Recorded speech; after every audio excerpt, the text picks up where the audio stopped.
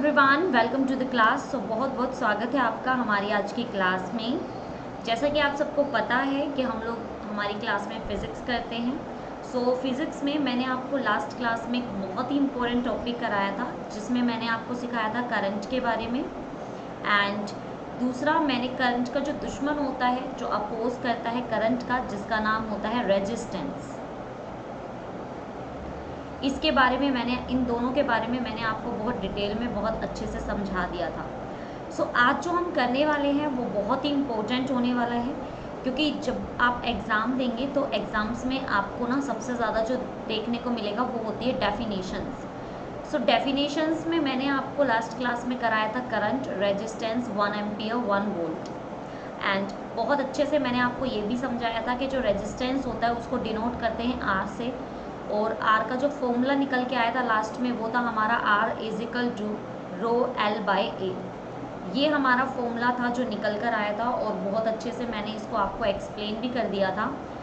और मैंने आपको ये कहा था कि मैं अब आज इस पर ना आपको न्यूमेरिकल्स कराने वाली हूँ। आज हम कुछ न्यूमेरिकल्स करेंगे, लेकिन न्यूमेरिकल्स करने से पहले हम लोग क्या करने वाले हैं, मैंने यहाँ पे जो 3 चीज़ें लिखी हुई हैं, रो, एल, ए, इनमें से एल और ए से तो आप बहुत अच्छे से वाकिफ़ हैं। एल हमारी लेंथ होती है, जो कि कंडक्टर की लेंथ होती है, वायर की लेंथ होती है। ए हमारा एरिया होता है। ये तो आपको मैं बहुत अच्छे से बता चुकी थी। अब जो मैं आपको बताने वाली हूँ वो बताने वाली हूँ रो के बारे में, कि ये क्या चीज़ होता है, इसका क्या फैक्टर होता है हमारे रेजिस्टेंस में, हमारे करंट के रिलेशन में। बहुत अच्छे से मैं आपको एक्सप्लेन करने वाली हूँ। लास्ट क्लास में मैंने आपको एक होमवर्क भी दिया था, आई होप आप लोगों ने वो होमवर्क किया होगा। होमवर्क में मैंने आपको नोट्स बनाने के लिए बोला था, नोट्स प्रिपेयर करने के लिए। एंड सिर्फ नोट्स लिखने नहीं थे, आपको उनको साथ साथ एक बार समझना भी था। और फिर मैंने आपको कहा था अगर आप कहीं पर भी कंफ्यूज हो जाते हो तो आप मुझसे पूछ सकते हो कमेंट करके, ठीक है। तो चलिए फिर आज की क्लास को शुरू करते हैं without any waste of time. सिर्फ आपसे एक ही रिक्वेस्ट रहेगी, जब तक आप वीडियो को देखेंगे, जब तक आप लेक्चर पे ध्यान देंगे, आप प्लीज़ लिखें ना। जब तक मैं आपको ना बोलूँ नोट डाउन करने के लिए, आप लिखें ना। बार बार स्क्रीनशॉट लेने पर ध्यान ना दें, क्योंकि अगर आपकी एक भी लाइन इधर उधर स्किप हो गई तो आपको आगे चलकर बहुत ज़्यादा प्रॉब्लम हो सकती है। क्योंकि ये जो चैप्टर है ना, इसमें माइनर बहुत छोटी छोटी चीज़ें जो आपको समझनी होंगी, ठीक है। तो चलिए फिर शुरू करते हैं। देख सकते हैं आप यहाँ पे सबसे पहले जो हम सीखने वाले हैं फर्स्ट स्लाइड पर, वो है हमारा इलेक्ट्रिकल कंडक्टेंस। देखिए, आपने सबसे पहले ना मैं हर चीज़ का बेसिक आपको क्लियर करती हुई चलूँगी, क्योंकि मेरा मोटिव ये नहीं है कि मुझे बस टॉपिक को ख़त्म करना है या आप लोगों को समझाना है। मेरा मोटिव है समझाने के बाद आप लोगों को वो याद भी होना चाहिए, और लाइफ टाइम अगर आपसे कोई ये पूछे कि कंडक्टेंस क्या होता है, रेजिस्टेंस क्या होता है, तो वो आपको बहुत अच्छे से आना चाहिए, ठीक है। चलिए फिर शुरू करते हैं। सबसे पहले कंडक्टेंस जो होता है ना, उससे पहले आप लोग रेजिस्टेंस पे ध्यान दीजिए। रेजिस्टेंस, क्योंकि अगर आपको रेजिस्टेंस समझ में आ गया तो कॉमन सी बात है कि आप लोगों के लिए बहुत ईजी हो जाएगा कंडक्टेंस को समझना। रेजिस्टेंस क्या होता है, रेजिस्टेंस को हम डिनोट करते हैं आर से, और इसका फॉर्मूला होता है रो एल बाई ए। और इस रेजिस्टेंस का काम क्या होता है, इस रेजिस्टेंस का काम होता है आपके किसी भी वायर में, किसी भी कंडक्टर में जब करंट फ्लो करता है तो उसको अपोज करने का काम आपका ये रेजिस्टेंस करता है। यानी कि इसका सिंपली काम क्या होता है, इसका सिंपली काम होता है आपके करंट का अपोज करना, ठीक है। यहाँ पर आप लोगों को ये चीज़ बहुत अच्छे से समझ में आनी चाहिए कि इलेक्ट्रिकल कंडक्टेंस जो है इसका कहीं ना कहीं रिलेशन रेजिस्टेंस से है। क्या होता है कंडक्टेंस, क्या होता है, तो चलिए फिर शुरू करते हैं इसके बारे में जानना। सबसे पहले तो जो कंडक्टेंस होता है उसको डिनोट करते हैं जी से, कैपिटल जी से। कई बार क्या होता है, बच्चे ये सोचते हैं रेजिस्टेंस को आर से शो कर रहे हैं, वोल्टेज को वी से शो कर रहे हैं, कंडक्टेंस को सी से शो करेंगे। नो, फिजिक्स में हर चीज़ की एक अलग से वैल्यू होती है। कंडक्टेंस को जी से करते हैं, सी तो कैपेसिटेंस का होता है, कैपेसिटर का सिंबल होता है। अगर आपसे पूछा जाए या कहीं पर भी आपको शो कर दे कि कंडक्टेंस का सिंबल क्या है, तो आपको जी ही लिखना है, ठीक है। जी आपका सिंबल होता है कंडक्टेंस का। ये होता क्या है, द इनवर्स ऑफ रेजिस्टेंस, आपके रेजिस्टेंस का उल्टा जो होता है वो आपका कंडक्टेंस होता है। बहुत ईजी है कंडक्टेंस, जस्ट इनवर्स ऑफ या फिर रेसिप्रोकल, आप किसी भी वर्ड को यूज़ कर सकते हैं, इनवर्स को भी यूज़ कर सकते हैं एंड रेसिप्रोकल को भी यूज़ कर सकते हैं. So inverse and reciprocal of resistance is known as conductance. ये आपका कंडक्टेंस होता है. जैसे आपके रेजिस्टेंस की जो यूनिट थी वो क्या थी, वो थी ओम, याद है या भूल गए, ओम यूनिट थी. तो हमने कहा कि ये उल्टा होता है. So it is measured in a unit called siemens. इसकी जो यूनिट होती है वो होती है साइमेंस एंड इसको डिनोट करते हैं एस से. किससे डिनोट करेंगे हम, एस से, साइमन को. ये साइंटिस्ट ने पता लगाया था इसलिए इसका नाम साइमन है. So it is equal to ohm inverse also known as mho. अब आधे बच्चों को ये चीज़ समझ में नहीं आई होगी तो मैं इसको थोड़ा सा डिटेल में बताना चाहूँगी. थोड़ा सा डिटेल में इसको समझने की कोशिश करिए. देखिए सबसे पहले इसको समझो. रेजिस्टेंस का उल्टा होता है ना, तो रेजिस्टेंस क्या होता है, रेजिस्टेंस होता है रो एल बाय ए. तो रेजिस्टेंस का उल्टा यानी कि इनवर्स, इनवर्स का मतलब होता है 1 बाय आर. तो कंडक्टेंस जो है वो आपका रेजिस्टेंस का उल्टा हो जाएगा. तो इसकी वैल्यू क्या आ जाएगी, आपके रेजिस्टेंस में ए नीचे था, रो और एल ऊपर था, इसमें क्या हो जाएगा, ए ऊपर आ जाएगा, रो और एल आपका नीचे आ जाएगा. तो ये बन गया आपके कंडक्टेंस का फॉर्मूला. ये चीज़ समझ में आई आपको. यहाँ पे ए हमारा एरिया है, रो हमारा रेजिस्टिविटी है, एल हमारी लेंथ है. अब आपको पता है कि आपका जो रेजिस्टेंस होता है उसकी जो यूनिट होती है वो होती है ओम, या फिर आप इसको डिनोट करते हैं ऐसे. तो हमारा जो जी होता है, कंडक्टेंस होता है, उसकी यूनिट क्या होती है, एक तो साइमन होती है, दूसरी इसको उल्टा बोलते हैं. तो 1 बाय आर, तो आर की यूनिट क्या होती है, 1 बाय ओम हो जाएगा. या फिर आप इसको लिख सकते हैं ओम इनवर्स, या फिर आप इसको उल्टा कर दो, ओम को उल्टा कर दो, क्या बन जाएगा आपका, मो. ये चीज़ समझ में आई. या फिर एक चीज़ और, ओम इनवर्स, क्योंकि ये जो सिंबल है आपका ओम का है ना, तो इसका उल्टा कर दो, क्या हो जाएगा आपका ओम इनवर्स. सो मैं इसको इतना डिटेल में क्यों बता रही हूँ, क्या ज़रूरत है मुझे इतने सारी यूनिट्स आपको कराने की. एक्चुअल में होता क्या है, कई बार ना एग्ज़ाम में आप लोगों को हमेशा कंफ्यूज करने की कोशिश करते हैं. आप कोई भी गवर्नमेंट एग्ज़ाम दे लेना, या फिर आपको कई बार है ना इंटरव्यू में भी बहुत पजल करने की कोशिश करते हैं, क्योंकि ये है ही पजलिंग. अब आप खुद देखो ना कितनी सारी यूनिट होगी. कंडक्टेंस की यूनिट देखो, साइमन तो है ही है, 1 बाय ओम, इसको आप ओम इनवर्स भी लिख सकते हो, आप इसको उल्टा करके मो भी लिख सकते हो, आप इसको ओम इनवर्स भी लिख सकते हो. तो कितनी सारी यूनिट हो गई है. तो मान लीजिए मैं अगर इनमें से एक भी स्किप कर दूंगी, तो मान लीजिए कंसेप्चुअल क्वेश्चन में आपसे ये पूछ लिया जाए कि मो किसकी यूनिट होती है ना, पूछा जा सकता है ना. सिंपली आपसे बोल सकते हैं कि मो क्या होता है. तो आपको इस चीज़ का थोड़ा सा ध्यान रखना पड़ेगा कि छोटी छोटी चीज़ों पे फोकस करना पड़ेगा, अदरवाइज़ वही होगा जिसका हमें डर रहता है हमेशा कि आप लोगों से रॉन्ग हो जाएगा. समझ में आया. सो ये छोटी छोटी चीज़ें हैं जो आप लोगों को बहुत अच्छे से आनी चाहिए. इसको कैसे एक्सप्लेन करना है, किस तरह से इसको रिप्रेजेंट करना है, ये भी आप लोगों को आना चाहिए. सो आप लोगों को आई होप समझ में आ गया होगा कि कंडक्टेंस जस्ट आपके रेजिस्टेंस का उल्टा होता है. रेजिस्टेंस के फॉर्मूले को आप उल्टा कर देंगे तो ये इसकी वैल्यू बन जाएगी कंडक्टेंस की. कंडक्टेंस का अगर यूनिट पूछेंगे तो यूनिट निकालना मैंने आपको सिखा दिया है. तो जो यहाँ पे सिखाने वाली चीज़ें थी वो मैंने बहुत इजी तरीके से आप लोगों को यहाँ पर एक्सप्लेन कर दी है, और आई होप आप लोगों को समझ में भी आ गई होगी. सो ज़रा बैक चलते हैं. सो मैंने आपको यहाँ से और यहाँ तक का बहुत अच्छे से एक्सप्लेन कर दिया है, ठीक है. सो आई होप आप लोगों को समझ में आ गया होगा. अब दूसरी बात ये कि आपसे ना 2 मार्क्स में पूछा जा सकता है कि what do you mean by electrical conductance. तो आपको ये सारी चीज़ें लिख कर आनी पड़ेंगी. जैसे यहाँ से यहाँ तक तो आपको लिखना ही है. देन उसके बाद आपसे पूछा जाएगा the electrical conductance depends on. जैसे अगर आप लोगों को याद हो, मैंने आपको लास्ट क्लास में कराया था resistance affected by following physical quantities, जिसमें मैंने आपको कराया था R is equal to rho L by A, यानी कि लेंथ पर और एरिया पर डिपेंड करता है, बताया था ना.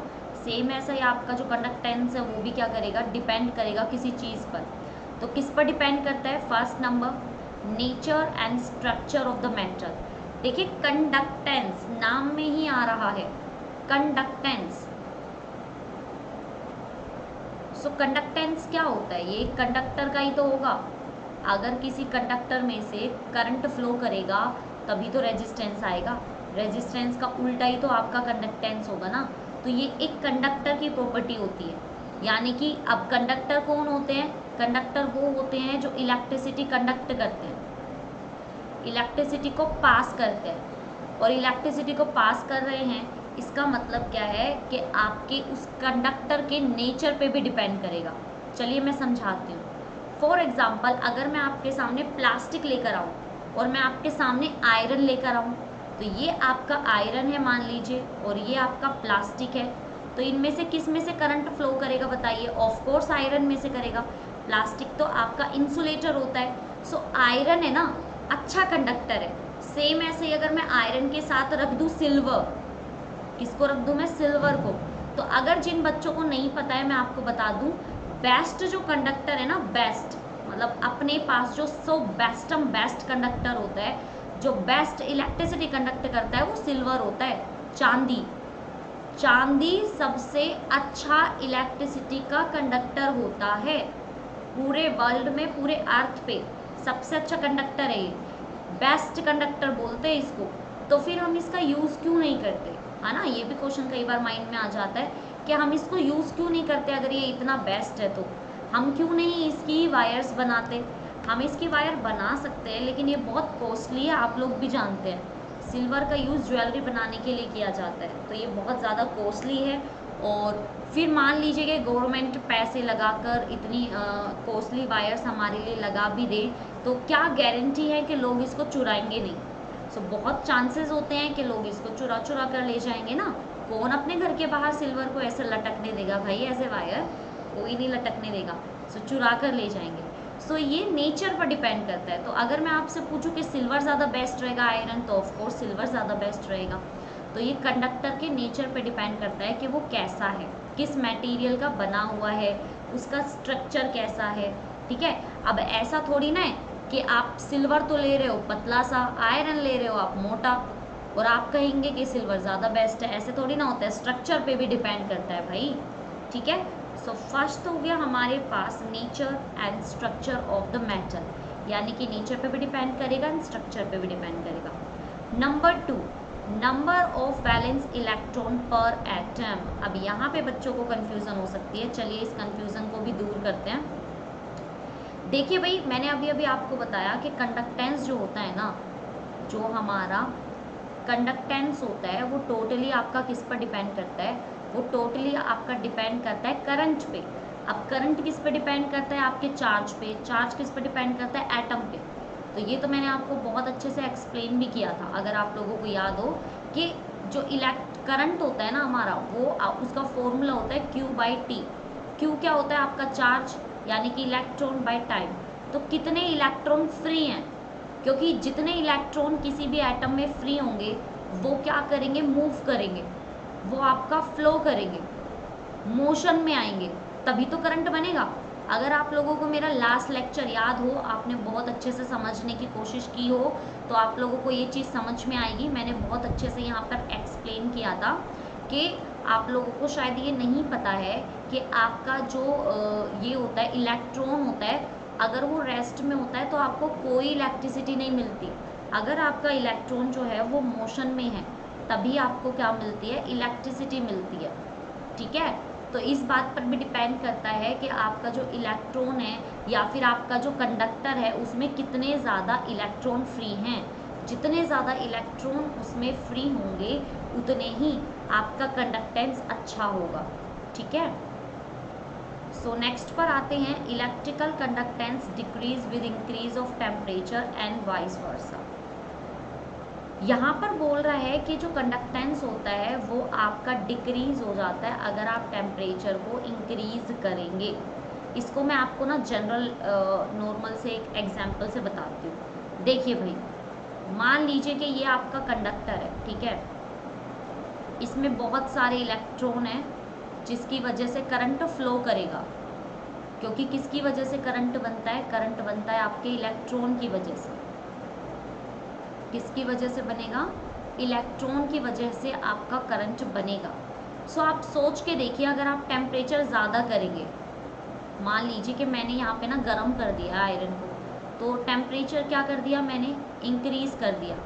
अब आप सोच के देखिए कि आप बहुत सारे लोग एक रूम में बैठे हैं और वहाँ पे आग लग जाए, ठीक है, फायर बर्निंग हो जाए, तो आप क्या करेंगे? आप भागेंगे। लेकिन आप लोगों को बहुत अच्छे से पता है, अगर आप उस रूम में भागेंगे तो एक दूसरे से टकराएंगे तो आपकी स्पीड कम हो जाएगी, और आपकी स्पीड कम होगी तो आपको बाहर निकलने में प्रॉब्लम हो जाती है। भगदड़ में ऐसा होता है ना, जब बहुत ज़्यादा भीड़ भाड़ हो जाती है तो निकलने में प्रॉब्लम हो जाती है। तो सेम ऐसे ही है, अगर आप टेम्परेचर इंक्रीज करोगे सो इलेक्ट्रॉन एक दूसरे के साथ कोलाइड करने लग जाएंगे, एक दूसरे के साथ टकराने लग जाएंगे, जिसकी वजह से वो इजीली मूव नहीं कर पाएंगे। और अगर वो इजीली मूव नहीं कर पाएंगे, दैट्स मीन कि उसमें रेजिस्टेंस तो ज़्यादा हो गया है ना। रेजिस्टेंस का काम क्या था? ओपोज करना, करंट को रोकना। और अगर इलेक्ट्रॉन रुक गए हैं, उनकी स्पीड कम हो गई है, स्पीड बहुत कम हो गई है, दैट्स मीन कि उनका कंडक्टेंस भी क्या हो गया? कम। क्योंकि देखो, आपका जो करंट होता है ना, वो आपका रेजिस्टेंस और आपकी कंडक्टेंस दोनों पर ही इफेक्ट डालता है।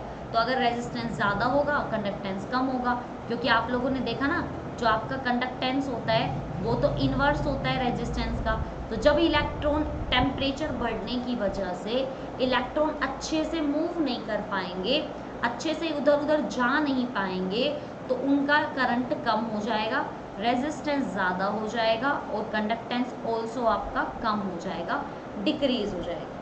तो ये चीज़ तो आप लोगों को बहुत अच्छे से समझ के चलनी है। आप चाहें तो इसको यहाँ पे मैं थोड़ा सा इजी वे में बताती हूँ, ताकि आप लोगों को कहीं पर भी नोट्स बनाने में कोई भी प्रॉब्लम ना हो। देखिए भाई, फर्स्ट हमें बोला गया है कि नेचर पे डिपेंड करता है, ठीक है, nature and structure, nature and structure पे डिपेंड करता है। सो नेचर स्ट्रक्चर पे कैसे करता है वो मैंने बता दिया, सिल्वर बेस्ट है, जबकि आयरन जो है आपका वो एवरेज होता है। तो नेचर पे कैसे डिपेंड करेगा वो मैंने बता दिया। दूसरा, नंबर ऑफ वैलेंस इलेक्ट्रॉन पर डिपेंड करता है। वैलेंस इलेक्ट्रॉन का मतलब होता है फ्री इलेक्ट्रॉन, जो इलेक्ट्रॉन आपके फ्री हैं, क्योंकि जो इलेक्ट्रॉन फ्री होंगे वही तो मोशन में होंगे ना। भाई मान लीजिए कि कोई भी कंडक्टर है, उसमें इलेक्ट्रॉन तो बहुत सारे हैं, लेकिन वो इलेक्ट्रॉन है ना उसको बांधे हुए है, जो कंडक्टर है उसको ऐसे पकड़े हुए है, लेकिन जो फ्री इलेक्ट्रॉन है वो तो इधर उधर जा सकते हैं। और अगर वो इधर उधर जाएंगे, अगर आपका इलेक्ट्रॉन मोशन में होगा, कैसे भी बोल सकते हो आप, मोशन में है या फिर मूव कर रहा है, तो आपका ये क्या हो जाएगा? इलेक्ट्रिसिटी बनाएगा। क्या बनाएगा? इलेक्ट्रिसिटी बनाएगा। थर्ड पॉइंट क्या है हमारे पास? थर्ड पॉइंट हमारे पास ये था कि आपका जो कंडक्टेंस होता है वो टेम्परेचर अगर आप इंक्रीज करोगे ना, यानी कि टेम्परेचर इंक्रीज होगा, कंडक्टेंस आपका डिक्रीज होगा। तो इसका एग्जाम्पल भी मैंने आपको समझा दिया है। अगर आपके पास कोई कंडक्टर है, उसमें बहुत सारे इलेक्ट्रॉन फ्री हैं, अगर आप उसको गर्म करोगे, अगर आप उसका टेम्परेचर इंक्रीज करोगे, तो इलेक्ट्रॉन आपस में टकराने लग जाएंगे, इनको मूव करने में बहुत ज़्यादा प्रॉब्लम हो जाएगी। और अगर इनको मूव करने में प्रॉब्लम हुई तो क्या होगा? तो होगा ये कि ये अच्छे से मूव नहीं कर पाएंगे, ठीक है। और अगर ये मूव नहीं कर पाएंगे तो कंडक्टेंस आपका डिक्रीज हो जाएगा। और as we know that conductance is inversely proportional to R. अगर आपका कंडक्टेंस डिक्रीज हुआ तो आपका रेजिस्टेंस इंक्रीज हो जाएगा। सो ये दो तीन चीज़ें हैं, आपसे पूछी जा सकती हैं। इवन आपके इंटरव्यू में भी ये क्वेश्चन पूछा जा सकता है कि बताइए जो टेम्परेचर होता है उसका क्या इफेक्ट होता है कंडक्टेंस पे। मान लीजिए कि आपसे कहा जाए कि आप एक बार मुझे एक्सपेरिमेंट करके बताइए कि अगर आप लोग कंडक्टेंस को डिक्रीज करना चाहते हैं तो आप क्या करेंगे। ये भी तो क्वेश्चन हो सकता है ना भाई। क्वेश्चन किसी भी तरह से पूछा जा सकता है, वो तो एग्जामिनर पे डिपेंड करता है कि वो कितना तेज माइंड के हैं और आपसे किस तरह के क्वेश्चन वो पूछने वाले हैं। तो आपको हर तरह से प्रिपेयर रहना है। मैं यहाँ पे सिर्फ आपको एग्ज़ाम से मतलब जो एग्ज़ाम में आने वाला है वही प्रिपेयर नहीं करा रही हूँ। आपको आपके जो इंटरव्यू होगा, आपका जो प्रैक्टिकल होगा, या आप जब भी कभी एक्सपीरियंस लेंगे प्रैक्टिकल इसको करके देखेंगे, क्योंकि ऑफ कोर्स आप जो पढ़ रहे हो आपको सब कुछ प्रैक्टिकल करना है। आपके लाइफ का जो सबसे बड़ा एम होने वाला है वो तो सब प्रैक्टिकल पे डिपेंड होने वाला है ना। इसलिए मैं ये कह रही थी कि आपके लिए प्रैक्टिकल में भी ये सारी की सारी चीज़ें बहुत ज़्यादा इम्पोर्टेंट होने वाली हैं। सो आपको इस चीज़ का थोड़ा सा ध्यान रखना है, ठीक है। सो आई होप आपको ये बहुत अच्छे से समझ में आ गया होगा। मैंने आपको ये पूरी स्लाइड बिल्कुल ऊपर से नीचे तक बता दी है, और ये जो स्लाइड है आपकी मिनिमम बता रही हूँ मैं, मिनिमम आपकी 2 मार्क्स में आपसे पूछी जा सकती है, और ज़्यादा ही इसमें कुछ अगर कंसेप्चुअल क्वेश्चन ऐड कर दिया जाए तो आपसे मे बी ये 3 मार्क्स में पूछ लिया जा सकता है। सो मेरी तरफ से ये डेफिनेशन बिल्कुल डन है, सिंपल सा है। ये जो कंडक्टेंस होता है ये आपका इनवर्स होता है रेजिस्टेंस का, और अगर आप इसके टेम्परेचर पे इफेक्ट डालोगे तो इस पर भी पड़ेगा, और इसकी जो यूनिट वगैरह है वो भी मैंने आपको बहुत अच्छे से यहाँ पे एक्सप्लेन कर दी है। ओके, आई होप आपको आ गया होगा। अगर किसी भी स्लाइड पर आपको कोई कन्फ्यूज़न आती है तो कमेंट बॉक्स में प्लीज़ आप स्लाइड नंबर एंड अपना डाउट डालकर भेज दीजिएगा। ओके, सो चलिए अब आते हैं हमारे नेक्स्ट पॉइंट पर। नेक्स्ट पॉइंट बहुत ही इम्पोर्टेंट पॉइंट है हमारे लिए, क्योंकि जैसा कि आप सब लोग देख रहे हैं, लास्ट टाइम मैंने आपको रेजिस्टेंस के बारे में बताया था ना। रेजिस्टेंस के बारे में जब मैंने आपको बताया था तो एक टर्म हमारी निकल कर आई थी, और वो टर्म थी हमारी रो। इसको रो बोलते हैं, और नाम है इसका रेजिस्टिविटी। ये जो आप ऐसे पी देख रहे हैं ना उल्टा, ये कुछ इस तरह से बनता है, ठीक है। ये ओनली पी नहीं होता, पी तो ऐसे बनता है, ये थोड़ा ऐसे टेढ़ा होके जाता है। तो जब मैंने आपको ये कराया था तो मैंने आपको बताया था कि अभी मैं इसको डिटेल में नहीं करा रही हूँ, क्योंकि जब मैं आपको इसके बारे में बताऊँगी डिटेल में, मैं आपको तभी बताऊँगी, ठीक है। सो यहाँ पे हमारा टॉपिक है रेजिस्टिविटी। ये रेजिस्टिविटी क्या होती है, क्या इसका कोई इम्पोर्टेंस है, क्या इसका कोई लेना देना है हमारे रेजिस्टेंस से? यस ऑफ कोर्स इसका बहुत बड़ा लेना है। जैसे कि मैं आपको हिंट देती हूँ, जैसे आपका रेजिस्टेंस था उसका रिलेशन निकला कंडक्टेंस से, निकला था ना। रेजिस्टेंस का रिलेशन निकला था कंडक्टेंस से, वैसे ही आपका ऐसे ही रिलेशन निकल कर आएंगे। तो उन रिलेशंस के बारे में मैं आपको बताने वाली हूँ, तो आई होप आप लोगों को बहुत अच्छे से ये चीज़ समझ में आ जाएगी। तो चलिए फिर शुरू करते हैं हमारी रेजिस्टिविटी के बारे में जानना कि रेजिस्टिविटी एक्चुअल में होती क्या है। सो resistivity of the material is defined as the resistance offered to current flow by a conductor of unit length, have unit area of cross section, unit is ohm meter। अब आधे बच्चों को समझ में ही नहीं आया होगा कि मैंने इतनी देर में बोल क्या दिया, क्या एक्सप्लेन कर दिया मैंने इतनी देर में, कुछ भी समझ में नहीं आ रहा है। तो देखिए मैं इसको आपको थोड़ा सा एक्सप्लेन करने की कोशिश करती हूँ कि मैंने आपको क्या बताया। रेजिस्टिविटी जो होती है किसी भी मटेरियल की, वो क्या होती है, रेजिस्टेंस ऑफर पाए। देखिए इस फॉर्मूले को थोड़ा सा अलग करिए। जब आप किसी फॉर्मूले में से किसी वैल्यू को बाहर निकालते हैं ना, तो उसको अलग लिखा करो। कैसे? आर होता है आपका रो एल बाय ए, आपको रो निकालना है तो रो को यही रहने दीजिए, तो R A divided by L is equal to आपका रो। ये आपका फॉर्मूला आ गया ना। अब आप इस फॉर्मूले को एक बार मैच करना अपनी डेफिनेशन से, अब आपको समझ में आएगा। देखिए मैं भी जानती हूँ किस तरह से बच्चों को ज़्यादा अच्छे से समझ में आता है, उसी तरीके से मैं यहाँ पर समझाने की कोशिश भी करती हूँ। तो देखो अभी आपको समझ में आएगा। अब जो मैंने आपको फॉर्मूला निकाल के दिया है ना, यहाँ पे जो मैंने आपको फॉर्मूला लिख कर दिया है, अब इस फॉर्मूले को ज़रा एक बार मैच करना, देखो अब आएगा आपको समझ में। रेजिस्टेंस ऑफर्ड टू करंट, भाई रेजिस्टेंस क्या होता है, करंट को फ्लो करने में अपोज करता है। So resistance offered to current flow by a conductor of unit length, कितनी लेंथ, यूनिट लेंथ, यूनिट का मतलब होता है एक, unit length having unit area, area भी तो साथ है ना। So resistance offered to current having unit length, unit area of cross section, इसकी यूनिट होती है ओम मीटर। अब आधे बच्चों को ये नहीं समझ में आएगा ओम मीटर आई तो आई कैसे, देखिए भाई R इज इक्वल टू होता है रो एल बाय ए, यहाँ से रो को निकालिए, ये हो जाएगा RA/L, यही होगा। देखिए आपके R की यूनिट होती है ओम, एरिया की यूनिट होती है मीटर स्क्वायर और लेंथ की होती है मीटर। सो मीटर कैंसिल, आपकी इसकी यूनिट हो जाएगी ओम मीटर। देख सकते हैं आप, अगर आपसे पूछा जाए रेजिस्टिविटी की यूनिट क्या होती है तो वो होती है आपकी ओम मीटर। और ये ओम मीटर आई कैसे, वो भी मैंने आपको बता दिया है। ये सिंपली आपके फॉर्मूले से ही ड्राइव हुई है, कहीं और से इसको ड्राइव नहीं किया गया है। अब आया समझ में ये चीज़? तो ये फॉर्मूला आपको आना चाहिए और ये यूनिट आपको आनी चाहिए, बहुत ज़्यादा इम्पोर्टेंट है। तो आप इसको कैसे लिखेंगे? सिंपली रेजिस्टिविटी क्या होती है? Resistivity is defined as the resistance offered by current having unit length and unit area of cross section. कितना इजी है, सिंपल। अगर एक दो बार रिपीट करोगे तो भी समझ में आ जाएगा। तो ये हमारी रेजिस्टिविटी है। अब देखिए यहाँ पे ना एक क्वेश्चन अराइज होता है और वो बड़ा मज़ेदार क्वेश्चन है। ये क्वेश्चन मुझे बहुत पसंद है क्योंकि 12th क्लास की जो बोर्ड होती है CBSE बोर्ड, वो इस क्वेश्चन को बड़े प्यार से रिप्रेजेंट करती है, मुझे बड़ा पसंद है। कई बार बच्चों को क्या लगता है, बच्चों को लगता है कि जब आपसे पूछा जाता है कि रेजिस्टेंस किससे अफेक्ट होता है तो आप बताते हो रेजिस्टेंस लेंथ और एरिया से अफेक्ट होता है, राइट? यही बताते हैं क्योंकि ये अफेक्ट होते हैं। यहाँ पे रेजिस्टिविटी का फॉर्मूला है RA/L। तो जब बच्चों से पूछा जाता है कि बताइए रेजिस्टिविटी किस पर डिपेंड करती है, तो कई बार बच्चे गलत कर देते हैं एरिया और लेंथ। अजी इस पे होती ही नहीं डिपेंडेंट। ये क्वेश्चन मुझे बड़ा पसंद है। तो यहाँ पे हमारी जो है ना बहुत अच्छे से ये चीज़ें हमारी यहाँ पे एक्सप्लेन की जाती हैं।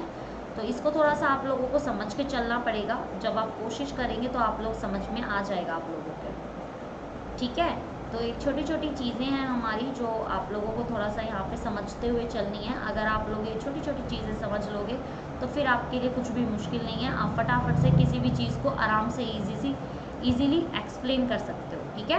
तो आपको ये समझ में आया यहाँ पे जो रेजिस्टिविटी है वो क्या है, उसकी यूनिट ओम मीटर कैसे आई। मैंने आपको बहुत अच्छे से यहाँ पे एक्सप्लेन कर दिया है कि किस तरह से आप किसी भी चीज़ को यहाँ पे बहुत अच्छे से एक्सप्लेन कर पाएंगे, ठीक है? श्योर?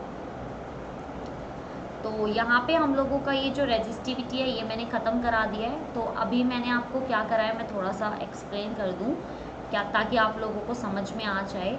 मैंने सबसे पहले कंडक्टेंस कराया। कंडक्टेंस आपका रेजिस्टेंस का उल्टा होता है। देन उसके बाद मैंने आपको रेजिस्टिविटी कराई।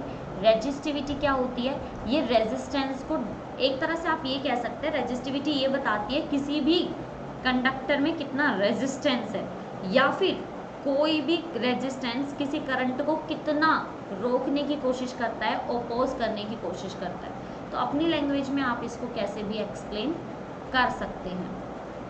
नेक्स्ट पर आते हैं। नेक्स्ट है हमारे पास कंडक्टिविटी। अब ये क्या चीज़ है, चलिए बताती हूँ कि ये क्या चीज़ है। देखिए भाई ये क्या चीज़ है मैम, थोड़ा सा हमें एक्सप्लेन कर दीजिए। तो चलिए मैं आपको थोड़ा सा एक्सप्लेन कर देती हूँ। सो जिस तरह से आपका रेजिस्टेंस था ना, जिस तरह से आपका रेजिस्टेंस था, रेजिस्टेंस का उल्टा क्या था? कंडक्टेंस, यही था ना? रेजिस्टेंस का उल्टा क्या था? कंडक्टेंस था। उसी तरह से आपका जो रेजिस्टिविटी है,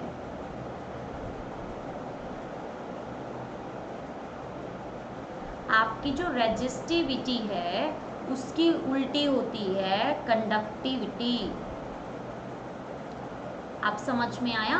ये दोनों आपस में रिलेट करते हैं, ये दोनों आपस में रिलेट करते हैं, समझे? सो आपकी इलेक्ट्रिकल कंडक्टिविटी क्या होती है? Electrical conductivity of a conductor is defined as the reciprocal of resistivity of material. जिस तरह से कंडक्टेंस उल्टा होता था ना आपके रेजिस्टेंस के, उसी तरह से आपकी जो रेजिस्टिविटी होती है वो उल्टी होती है आपके कंडक्टिविटी के। इसको डिनोट करते हैं सिग्मा के। इसको किससे डिनोट करते हैं? सिग्मा से। तो सिग्मा आपका क्या हो गया? ये उल्टा हो गया आपके रेजिस्टिविटी के। ये चीज़ समझ में आई मैंने क्या किया है? अगर आपको ये चीज़ समझ में नहीं आई तो आपको बाकी का समझने में थोड़ी सी प्रॉब्लम हो जाएगी। तो मैंने सिंपली आपको बताया कि इलेक्ट्रिकल कंडक्टिविटी क्या होती है।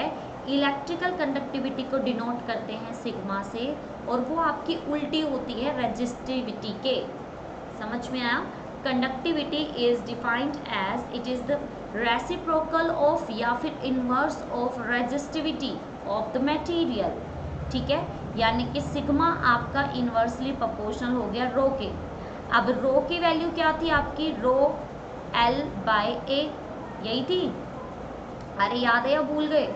सॉरी, यहाँ पे हाँ यही थी ना भाई। दोबारा से एक बार मैं आपको एक्सप्लेन करती हूँ, नहीं समझ में आया तो। देखो भाई, आपका जो रेजिस्टेंस था ना, रेजिस्टेंस क्या था? रो एल बाय ए, यही था। तो आपकी रो क्या हो जाएगी? ये हो जाएगी आर ए बाय एल। तो अब ये तो आ गया रो, लेकिन यहाँ पे जो सिग्मा होता है वो होता है 1/रो। आई नो थोड़ा सा कंफ्यूजिंग है, लेकिन ये अगर आप ये सोच रहे हो कि बिना प्रैक्टिस के हो जाएगा तो नहीं होगा। तो अब रो क्या है आपका? ये हो जाएगा आपका L अपॉन में आर ए। ये आपका हो जाएगा कंडक्टिविटी। समझे थोड़ा बहुत? ये मैंने sigma is equal to L rho A कैसे लिखा है वो चीज़ समझ में आई आपके, है ना? चलिए, अब आपसे पूछा जा सकता है कि इसकी यूनिट क्या होती है। इसकी यूनिट देखिए, आपके रो की यूनिट क्या होती थी? रो की यूनिट होती थी ओम मीटर। तो आपके सिग्मा क्या होता है? 1/रो। तो इसकी यूनिट हो जाएगी ओम इनवर्स मीटर इनवर्स। ठीक है, ये आपकी यूनिट हो जाएगी। और आप इसको एज ए अगर लिखना चाहते आपके उसकी यूनिट में, तो आप इसको साइमन पर मीटर भी लिख सकते हैं, लेकिन इजी रहेगा अगर आप ये यूनिट याद रख सकते हैं, जो कि है आपकी ओम इनवर्स एंड आपकी मीटर इनवर्स। ठीक है भाई, आई होप आप लोगों को ये चीज़ बहुत अच्छे से समझ में आ गई होगी। तो हमारी ये कुछ डेफिनेशंस थी जो बहुत ज़्यादा इम्पोर्टेंट है, जो कि मुझे आपको बतानी थी। आई होप आप लोगों के बहुत अच्छे से समझ में आ गई होगी। तो अगर आपको ये समझ में यहाँ पर आ गई है तो ये आपके लिए बहुत अच्छी बात है, क्योंकि अगर आपको ये समझ में आ गई ना, तो समझ लीजिए आपको सब कुछ समझ में आ चुका है। अब आप सब कुछ करने के लिए बिल्कुल रेडी हैं। अब आप यहाँ पे कुछ भी बहुत अच्छे से कर सकते हैं। मैंने यहाँ पे आपको अब तक जो कराया है वो देखिए। मैंने आपको करंट के बारे में समझा दिया, मैंने आपको रेजिस्टेंस के बारे में समझा दिया, देन उसके बाद मैंने बहुत अच्छे से आपको समझाया है आज रेजिस्टिविटी के बारे में, कंडक्टेंस के बारे में, कंडक्टिविटी के बारे में, एंड आपको बहुत अच्छे से मैंने रेजिस्टिविटी के बारे में भी समझा दिया है। सो किस तरह से आप इनके फॉर्मूले को फाइंड आउट करेंगे, किस तरह से आप इनकी सारी चीज़ों को एक्सप्लेन करेंगे, ये आपको पता होना चाहिए। अगर आप कहीं पर भी कंफ्यूज हो जाते हैं तो फिर बड़ी समस्या आ जाएगी। तो इसको करने का फिर एक ही तरीका है, अगर आप आसान तरीके से इसको करना चाहते हैं तो वो तरीका ये है सिंपली कि आप लोग क्या कीजिए, जैसे ही मैंने ये टॉपिक शुरू किया था ना, फर्स्ट टॉपिक जो था हमारा ये, आप सबसे पहले आपने सारा लेक्चर देख लिया। अब आप नोटबुक लीजिए, पहले इसको नोट डाउन करो, अच्छे से देखो, पढ़ो कि आपको कहीं कोई कन्फ्यूज़न तो नहीं है। अगर है तो उस कन्फ्यूज़न को क्लियर कीजिए कि इसकी यूनिट कैसे निकली, इसकी यूनिट कैसे निकली। देन उसके बाद जो मैंने ये छोटे छोटे आपको पॉइंट्स बताए ना कि इसका 4 यूनिट्स होती हैं, ये आपको मिस नहीं करनी है। इसको आप अलग से नोट डालकर और अपने टॉपिक के नीचे लिखते जाएं। जितनी भी चीज़ें मैंने एज ए एग्जाम्पल आप लोगों को समझाने की कोशिश की है, उसको आप साथ साथ करते हुए चले। अदरवाइज़ आपको बहुत ज़्यादा प्रॉब्लम हो जाएगी, कंफ्यूज हो जाओगे, कुछ समझ में नहीं आएगा। क्या फ़ायदा फिर ऐसी चीज़ करने का जिसमें आपको खुद को ही ना समझ में आए कि आप क्या कर रहे हो। ठीक है, उसके बाद आप सेकंड टॉपिक पे आ जाइए, रेजिस्टिविटी पे। फिर आप रेजिस्टिविटी को नोट डाउन करिए। तो रेजिस्टिविटी एक्चुअल में क्या होती है, ये आपको ये बताती है कि किसी भी कंडक्टर में कोई रेजिस्टेंस करंट को कितना अपोज कर रहा है, या उसमें कितनी लेंथ है, या उसमें कितना एरिया है। सिंपली ये करने के बाद मैंने आपको इसको अच्छे से मैंने पॉइंट आउट करके आपको समझा भी दिया है किस तरह से आपको इसकी यूनिट का फाइंड आउट करना है, किस तरह से आपको इसको एक्सप्लेन करना है। ये चीज़ें भी मैं आपको बहुत अच्छे से यहाँ पे समझा चुकी हूँ। फिर आता है हमारे पास इलेक्ट्रिकल कंडक्टिविटी, ये हमारी आज की थर्ड डेफिनेशन है, वैसे ये 5th है। तो यहाँ पे हम लोग इलेक्ट्रिकल कंडक्टिविटी के बारे में हमने जाना। इलेक्ट्रिकल कंडक्टिविटी हमें ये बताती है कि कोई भी चीज़ आपकी कितनी क्या है, मतलब कितनी आपकी वो क्या बोलते हैं, उल्टी है। मतलब रेजिस्टेंस की जो आपकी रेजिस्टिविटी होती है उसकी उल्टी होती है आपकी कंडक्टिविटी। इसका जो हमारा यहाँ पे यूनिट निकल के आई है वो है हमारी ओम इनवर्स एंड हमारी metre inverse. So I hope आप लोगों को बहुत अच्छे से ये समझ में आ गया होगा और आपने इसको बहुत अच्छे से समझने की कोशिश भी की होगी। ठीक है, तो चलिए फिर अब जो मैं आपको बताऊंगी ना आगे वो हम करेंगे न्यूमेरिकल्स। तो सबसे पहले मैं आपको यही हिदायत देना चाहूँगी कि सबसे पहले आप लोग सारी डेफिनेशंस कर लें। डेफिनेशंस के साथ साथ सभी डेफिनेशंस के सिंबल, उनकी यूनिट और उनका फॉर्मूला, ये तो कंपलसरी है। अगर आपने इनमें से किसी को भी मिस कर दिया या आपके याद नहीं हुआ तो फिर भाई हम कुछ नहीं कर सकेंगे, क्योंकि सबसे इम्पोर्टेंट चीज़ें यही है। आप न्यूमेरिकल भी तब कर पाओगे जब आप लोगों को फॉर्मूला आता होगा। एम आई राइट? तो छोटी छोटी चीज़ें हैं जो आपको समझते हुए चलनी है, इतने मुश्किल नहीं है जितना आप समझ रहे हो, तो कोशिश करिए, हो जाएगा। सो नेक्स्ट वीडियो में मैं आपको कराने वाली हूँ न्यूमेरिकल्स बहुत इजी वे में कराने वाली हूँ। लेकिन मैं आपसे यही कहना चाहूँगी, प्लीज़ अपने न्यूमेरिकल करने से पहले इन चीज़ों को समझने की कोशिश करिएगा, अदरवाइज़ प्रॉब्लम हो सकती है। तो चलिए फिर मिलते हैं नेक्स्ट वीडियो में, तब तक के लिए अपने नोट्स कंप्लीट कर लीजिए। Thank you, bye bye, take care.